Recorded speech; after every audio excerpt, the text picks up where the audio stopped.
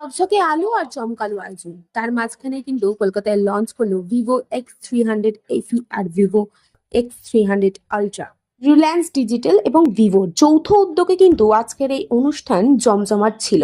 এবং আজকের এই অনুষ্ঠানটি কিন্তু হোস্ট করছিলেন সকলের পরিচিত সোমক ঘোষ।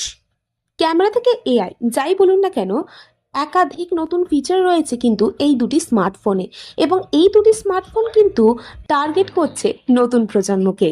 অনুষ্ঠানে কিন্তু আজকে উপস্থিত ছিলেন অভিনেতা অনির্বাণ ভট্টাচার্য, এবং তার হাত ধরেই কিন্তু আজকে লঞ্চ হলো এই দুটি স্মার্টফোন। আজকের এই অনুষ্ঠানে সঞ্চালনার দায়িত্ব পেয়ে সোমক ঘোষ কি বলছেন শুনে নিন। আমার দায়িত্ব পড়েছে। আমার এটা ভিভোর সঙ্গে 2 নম্বর কাজ। তাই চেনা মুখ আছে কিছু, এবং আগের বারের অভিজ্ঞতা খুবই ভালো। এবারও মনে হচ্ছে খুব আনন্দ হবে। দুটো নতুন ঝাঁ চকচকে ফোন আমরা দেখতে চলেছি, এবং আমার মনে হয় সেটা যখন সবার জন্য ওপেন হয়ে যাবে, মানে it will come to the market, এবং আজকে আমরা লঞ্চ করছি, মানে একেবারে আগুন লাগিয়ে দেবে। অলরেডি গরম পড়েছে প্রচন্ড, সেই গরম আরো বাড়িয়ে দেবে।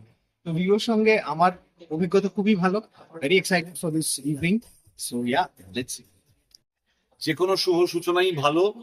ভিভো খুব রিনাউন্ড একটা কোম্পানি, যাদের ফোন খুবই পরিচিত, আমাদের অনেকের পকেটে পকেটে হাতে হাতে ঘুরতে দেখা যায়।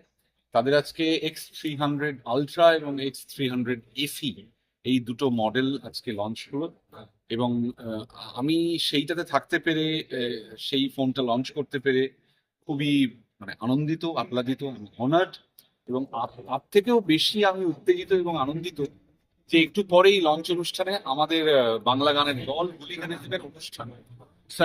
Really look forward to that.